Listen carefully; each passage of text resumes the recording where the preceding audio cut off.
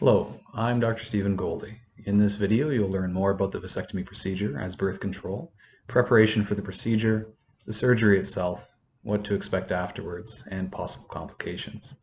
After this video, we will answer any lingering questions you may have, and if you're interested, discuss booking the procedure itself. A copy of the information reviewed in this video and the consent form for the procedure is available under my name in the staff section of the website thomsonmedical.ca. Firstly, we'll discuss the vasectomy as a form of birth control. The vasectomy we perform is the most effective form of birth control available to either men or women. After a successful vasectomy, the chances of a man getting a woman pregnant is very unlikely. There is approximately a 2 in 1,000 risk of your fertility returning after the procedure. The procedure should be considered permanent. This means that men should only get the procedure if they are done having children. They should be certain that they don't want any more children for the rest of their lives. It is technically possible to reverse a vasectomy. However, it does not always work. And even if it is successful, there is no guarantee that a man will be able to have children after a reversal. Additionally, the vasectomy procedure is covered by provincial health insurance, so it will not cost you anything.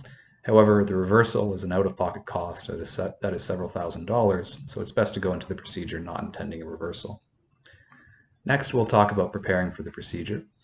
First, please have a shower the day of the surgery before coming in. Wear tight-fitting underwear to help support the scrotum and reduce pain afterwards. Shave the front part of the scrotum so that it's smooth the day or two prior to the surgery. There is also the option of taking a sedative medication prior to the surgery. The medication is called lorazepam, also known as Ativan. It's a sedating medication that reduces anxiety and stress during the procedure, relaxes the muscles, and makes people drowsy. This is optional. We can do the procedure without it, as everyone has local anesthetic or freezing used the day of the procedure, regardless of the use of the sedative. If you do choose to use this medication, you take it 90 minutes prior to the procedure, and you must have someone drop you off at the office for the surgery and pick you up afterwards, as you will be too drowsy to drive. I will ask if you're interested in this medication after the video. Next, we'll talk about the procedure itself. The technique I use is a no needle, no scalpel, and no stitch vasectomy. We don't use any of those things in the procedure. During the vasectomy, we operate on the vas deferens, which is the tube connecting the testicle to the penis on both the right and left side. You have two of them. We cut a section of the tube out, cauterize or burn the inside of the cut tube with a hot wire. We then cover the open tube with layers of connective tissue and secure it in place with a titanium clip.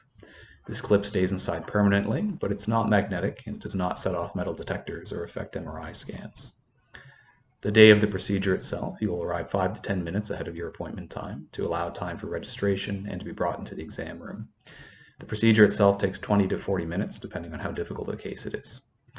After we've brought you in, we'll then talk and answer any questions you have about the procedure, and you'll sign a consent form for the vasectomy itself. We may also ask you to apply a hot water bottle to the scrotum to help warm the area and thin the skin to make the procedure easier.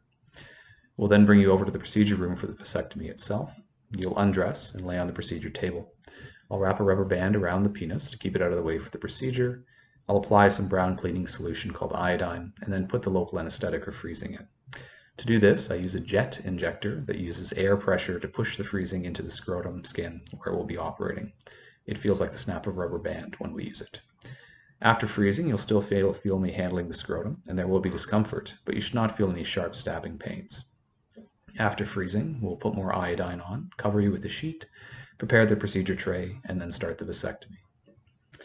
First, and most importantly, I'll grab the vas deferens on the right side with my hand and bring it up to the frozen area of skin, not the surface. I'll use a ring clamp or grasper to hold onto the vas through the skin and then use a spreading device similar to needle nose pliers to open a 1 centimeter hole in the skin to access the vas deferens. I'll then clear off the connective tissue that's covering and bring the vas out of the scrotum to do the vasectomy. After the vasectomy is done as I've described, and the procedure is repeated on the left side. After both sides are completed, the single central hole in the scrotum will be closed with plastic skin glue. This is waterproof glue, and it will peel off by itself in 2 to 3 days. Don't peel it off by yourself. It will come off by itself. If it does come off early for whatever reason, just cover it up with a Band-Aid. At this point, it's also important to mention a downside of doing these consultations virtually instead of in person as usual.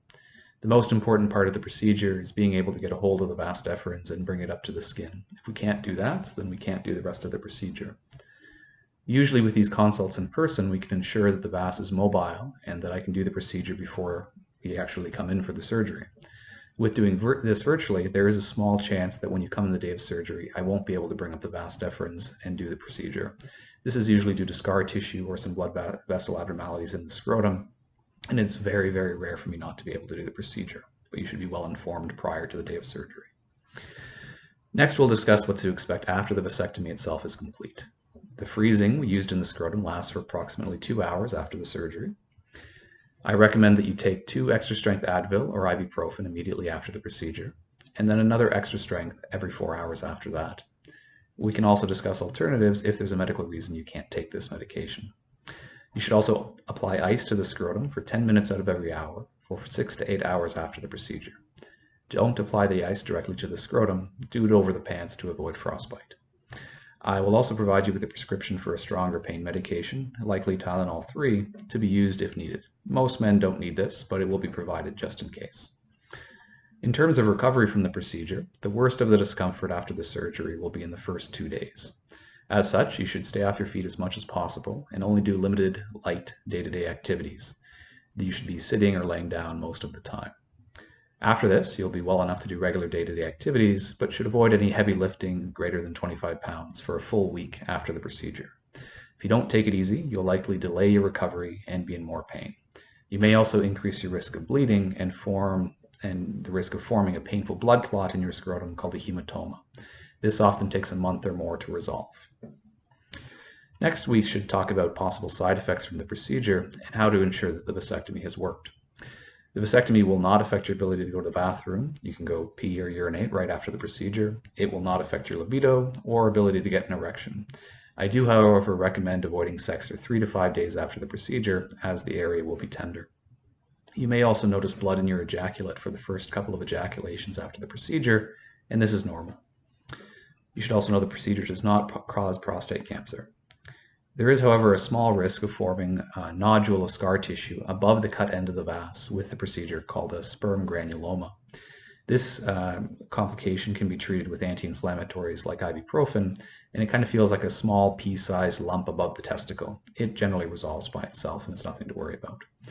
There is a very small risk of infection after the procedure. We use a sterile technique to minimize this risk. If this happens and you get an infection, you'll likely notice pain in the testicles and the area above them, and possibly redness and swelling of the scrotum itself. Even if this happens, it is very treatable with antibiotics. There's also a risk of something called post-vasectomy pain syndrome. This is where the usually short-lived pain of the procedure is long-lasting and does not go away by itself. This is treatable with medication and sometimes surgery. It's very rare, however. I mainly mention this just so that you know to follow up with me if it's something that you experience. Lastly, there's a risk that the procedure will not work.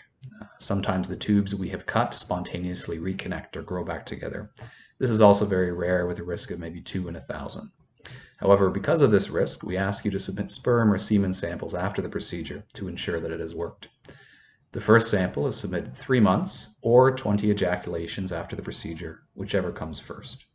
You produce the sample at home and bring it into the lab within 2 hours of producing it. You'll be provided with a list of locations the day of the surgery. After we receive this sample, we'll call you and let you know that the procedure has worked and that it's safe to stop using birth control. I advise that you continue whatever birth control you're using after the procedure, at least until this point when we've called you. After this, there's always a small risk of the tubes reconnecting and the procedure reversing, but this risk is low and reduces over time. However, for this reason, we do provide a bottle for a second sperm sample that can be done 3 to 6 months after the first one.